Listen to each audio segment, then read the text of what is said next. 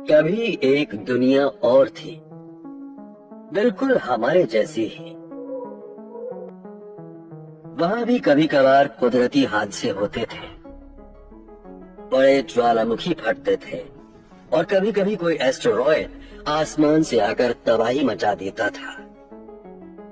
मगर तब भी पहले 1 अरब साल तक वो दुनिया बहुत खुशहाल थी।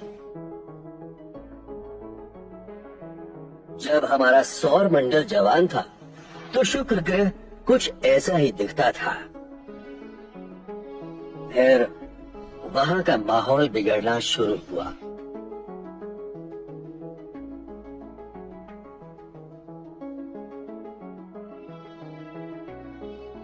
शुक्र ग्रह जो कभी किसी स्वर्ग जैसा लगता था, एक नर्क में तब्दील हो गया। एक मामूली से संतुलन बिगड़ने से ये स्वर्ग नर्क में बदल गया। इतना मामूली कि आप सोच भी नहीं सकते। एक बार चीजें बिगड़ना शुरू हुई तो फिर सुधर नहीं पाई। ये है शुक्र ग्रह, हमारा सबसे नजदीकी पड़ोसी। आज ये ऐसा दिखता है।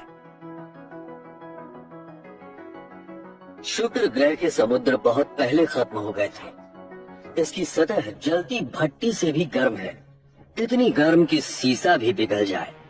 मगर क्यों? शायद आपको लगे कि शुक्र ग्रह पृथ्वी के मुकाबले सूर्य से 30% ज्यादा नजदीक है, इसलिए।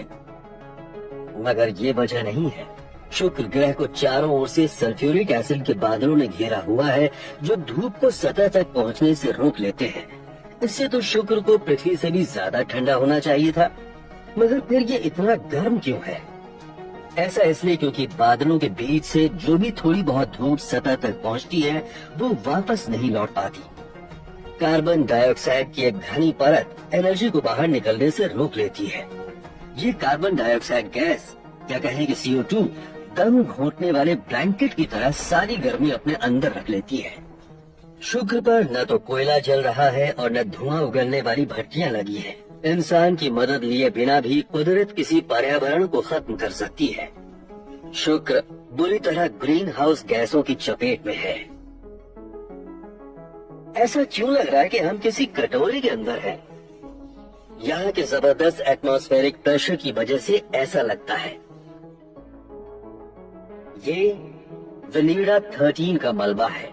1982 में तब के सोवियत यूनियन के वैज्ञानिकों और इंजीनियरों ने ये स्पेसक्राफ्ट शुक्र ग्रह पर उतार दिया था। उन्होंने किसी तरह इसे 2 घंटे तक ठंडा बनाए रखा ताकि ये आसपास के फोटोग्राफ ले सके और उन्हें पृथ्वी तक भेज सके। इसके बाद इसकी सारी मशीनरी गर्मी से पिघल गई।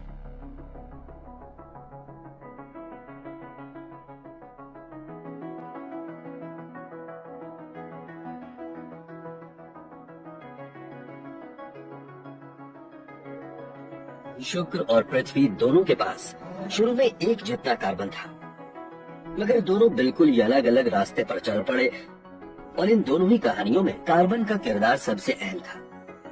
शुक्र पर तकरीबन सारा कार्बन गैस के रूप में था, कार्बन डाइऑक्साइड के रूप में वायुमंडल में, जबकि पृथ्वी पर ज्यादातर कार्बन कई युगों तक कार्बोनेट चट्टानों की तिजोरियों में बंद रहा। जैसे कि ये डोवर की मशहूर सफेद कगारों का एक हिस्सा जो इंग्लिश चैनल के किनारे है। किस ताकत से ये कमाल की चीज बनी होगी। ऐसे जीव ने जो सुई की नोक से भी 1000 गुना छोटा है, ऐसे लाखों जीवों ने, एक कोशिका वाले एल्गी ने, ज्वालामुखियों ने हवा में कार्बन डाइऑक्साइड छोड़ी और समुद्रों ने धीरे धीरे उसे सोख लिया। लाखों सालों के दरमियान सूक्ष्म जीवों एल्गी ने उस कार्बन डाइऑक्साइड को बहुत छोटे छोटे खोलों में बदल दिया। चौक या चूना पत्थर की मोटी परतों के रूप में वो समुद्र की तली में इकट्ठा हो गए। बाद में पृथ्वी की हलचलों ने समुद्र तल को ऊपर उठा दिया और ये बड़ी बड़ी कगारें बन गईं। दूसरे समुद्री जीवों ने कार्बन डाइऑक्साइड लेकर बड़ी बड़ी कोरल रीफ्स बना डाली। समुद्रों ने भी पानी में घुली CO2 को बिना किसी जीव की मदद लिए चूना पत्थर में बदल दिया। इसकी वजह से पृथ्वी के वायुमंडल में बहुत मामूली सी ही कार्बन डाइऑक्साइड गैस बची है, 1% के 300वें हिस्से से भी कम। जरा सोचिए, 10,000 मॉलिक्यूल्स में से 3 से भी कम। मगर इसके बावजूद इसी से तय होता है कि पृथ्वी बंजर रहेगी या हरी भरी। अगर पृथ्वी पर जरा से भी कार्बन डाइऑक्साइड न हो तो यहाँ बर्फ ही बर्फ होगी, और अगर इससे दुगनी हो जाए यानी 10,000 में 6 मॉलिक्यूल्स हो जाए तो यहाँ बर्दाश्त के बाहर गर्मी हो जाएगी और दूसरी बड़ी मुसीबतें खड़ी हो जाएंगी। मगर तब भी यहाँ शुक्र जितनी गर्मी नहीं होगी, उसका कोई मुकाबला नहीं। वहाँ के समुद्र अरबों साल पहले ही भाप बनकर उड़ गए। जब समुद्र ही नहीं है तो ये वायुमंडल से CO2 लेकर उसे मिनरल बनाकर जमा भी नहीं कर सकता। यहाँ ज्वालामुखियों से निकलने वाली CO2 लगातार इकट्ठी होती जा रही है। आज यहाँ का वायुमंडल पृथ्वी के मुकाबले 90 गुना ज्यादा भारी हो चुका है और इसमें गर्मी रोक कर रखने वाली कार्बन डाइऑक्साइड के सिवा कोई और गैस बहुत कम है।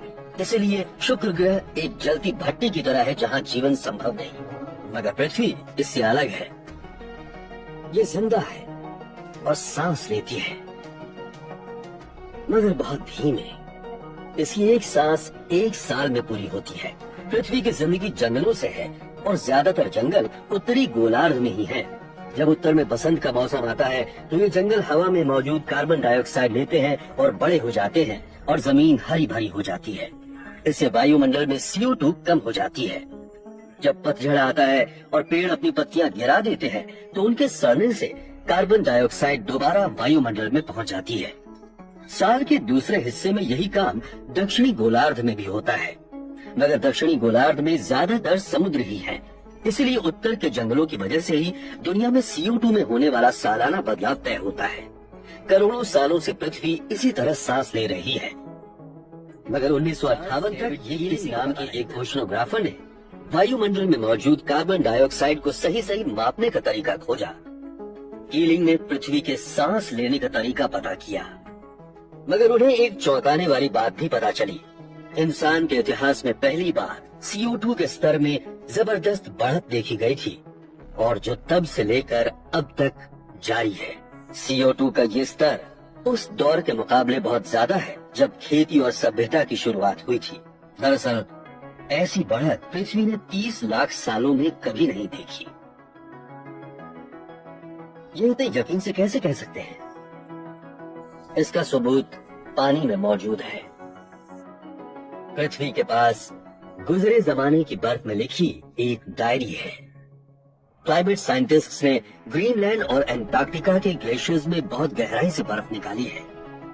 बर्फ की इन परतों के बीच बहुत पुरानी हवा भी कैद है की मदद से हम पृथ्वी के वायुमंडल के पिछले 8 लाख सालों का रिकॉर्ड देख सकते हैं। इस दौरान कभी भी हवा में कार्बन डाइऑक्साइड का स्तर 1% के 300वें हिस्से से ऊपर नहीं गया, यानी कि 20वीं सदी की शुरुआत तक। उसके बाद से इसमें लगातार और तेजी से बढ़त हो रही है। औद्योगिक क्रांति से पहले के मुकाबले ये स्तर 40% से ज्यादा हो चुका है। कोयला, तेल और गैस जलाकर हमारी सभ्यता जितनी तेजी से कार्बन डाइऑक्साइड पैदा कर रही है, उस तेजी से पृथ्वी उसे सोख नहीं पा रही। इसलिए हवा में CO2 का स्तर बढ़ रहा है। हमारी पृथ्वी गर्म हो रही है। हर गर्म चीज से एक किस्म की रोशनी निकलती है जिसे आंखों से हम नहीं देख सकते। इसे थर्मल इंफ्रारेड लाइट कहते हैं। हम सबके अंदर से नजर न आने वाला हीट रेडिएशन निकलता है, अंधेरे में भी। इंफ्रारेड की रोशनी में पृथ्वी ऐसी दिखेगी। ये पृथ्वी की अपनी खुद की गर्मी है। सूर्य की रोशनी इसकी सतह से टकराती है। पृथ्वी इसकी ज्यादातर एनर्जी को सोख लेती है, जिससे वो गर्म हो जाती है और उसकी सतह इंफ्रारेड लाइट में चमकने लगती है। मगर वायुमंडल की कार्बन डाइऑक्साइड इस हीट रेडिएशन के ज्यादातर हिस्से को सोख लेती है और उसे वापस सतह पर भेज देती है। इससे पृथ्वी और ज्यादा गर्म हो जाती है। इसी सिलसिले को ग्रीन हाउस इफेक्ट कहते हैं। फिजिक्स के लिहाज से कहें तो ये एनर्जी फ्लो का हिसाब किताब है। इसमें कुछ भी गलत नहीं है। अगर हमारे वायुमंडल में बिल्कुल भी कार्बन डाइऑक्साइड न हो तो पृथ्वी बर्फ का एक बड़ा गोला बन जाएगी और हम भी खत्म हो जाएंगे। यानी थोड़ा बहुत ग्रीन हाउस इफेक्ट तो अच्छी चीज है, मगर ज्यादा होने पर इससे जलवायु गड़बड़ा जाएगी और हमारी जिंदगी तबाह हो जाएगी। ठीक है, मगर ये कैसे पता कि इसकी वजह हम ही है? हो सकता है खुद पृथ्वी की वजह से CO2 बढ़ रही हो। शायद हमारे कोयला और तेल जलाने से इसका कोई रिश्ता ही ना हो। इसकी वजह शायद वो ज्वालामुखी हो। हर कुछ साल में सिसिली के माउंट एटना में जोर का धमाका होता है। इसके एक धमाके से वायुमंडल में लाखों टन CO2 पहुंच जाती है। तो फिर पृथ्वी के तमाम ज्वालामुखियों से निकलने वाली CO2 कितनी होगी? इसके लिए वैज्ञानिक तरीके से हिसाब लगाते हैं। वायुमंडल में हर साल करीब 50 करोड़ टन CO2 ज्वालामुखियों की वजह से पहुंचती है। ये काफी ज्यादा है ना? मगर ये उस 30 अरब टन CO2 का 2% भी नहीं है जो हम इंसान हर साल हवा में उड़ेल रहे हैं। और मजे की बात, वायुमंडल में जितनी CO2 बढ़ी है वो ठीक उतनी ही है जितनी कोयला, तेल और गैस जलाने से निकली है। ज्वालामुखी से निकली CO2 थोड़ी अलग होती है। यह जीवाश्म ईंधन जलाने से निकली CO2 से थोड़ी भारी होती है। अगर दोनों के एटम्स को गौर से देखें तो फर्क समझ में आ जाता है। ये साफ है कि CO2 के बढ़ने की वजह ज्वालामुखी नहीं है। इसके अलावा गर्मी जिस रफ्तार से बढ़ रही है वो कार्बन डाइऑक्साइड के बढ़ने की रफ्तार से मेल खाती है। मामला बड़ा संगीन है। ये सारा इल्जाम हमारे ऊपर ही आता है। सालाना 30 अरब टन CO2 कितनी होती है? अगर इसे ठोस रूप में लाया जाए तो ये करीब उतनी ही होगी जितनी डोवर की सफेद चट्टानों में है। और इतनी CO2 हम हर साल हवा में घोल रहे हैं। बदकिस्मती से हमारी सभ्यता जो कचरा पैदा कर रही है वो कोई मामूली चीज नहीं है। ये हमारी पृथ्वी का मौसम और जलवायु तय करने वाली गैस है। यही सब तय करती है। बुरी बात यह है कि CO2 नजर नहीं आती। अगर हम इसे देख पाते, अगर हमारी आंखें CO2 देख पाती, शायद कॉस्मोस में ऐसे जीव भी हों जो इसे देख पाते हों। अगर हमें वो सारी कार्बन डाइऑक्साइड दिखती तो शायद हम इसकी जिम्मेदारी भी ले लेते और वायुमंडल पर हो रहे इंसान के असर को समझ पाते। मगर दुनिया गर्म हो रही है, इसका सबूत चारों ओर है। सबसे पहले आप थर्मोमीटर्स को ही लीजिए। दुनिया भर के वेदर स्टेशन 1880 के दशक से ही तापमान का भरोसेमंद रिकॉर्ड रख रहे हैं और नासा ने उस डेटा का इस्तेमाल करके एक मैप बनाया है जिसमें वक्त के साथ बदलते दुनिया के औसत तापमान को दिखाया गया है। पीले का मतलब है उस इलाके में 1880 के औसत के मुकाबले ज्यादा तापमान। ऑरेंज का मतलब उससे भी गर्म और लाल का मतलब सबसे ज्यादा गर्म। 19वीं सदी के मुकाबले दुनिया अब ज्यादा गर्म है। उस जमाने में हुए दुनिया के अब तक के सबसे बड़े मेले में एक गुमनाम वैज्ञानिक ने इस मुसीबत का एक हल सामने रखा था। आइए मेरे साथ।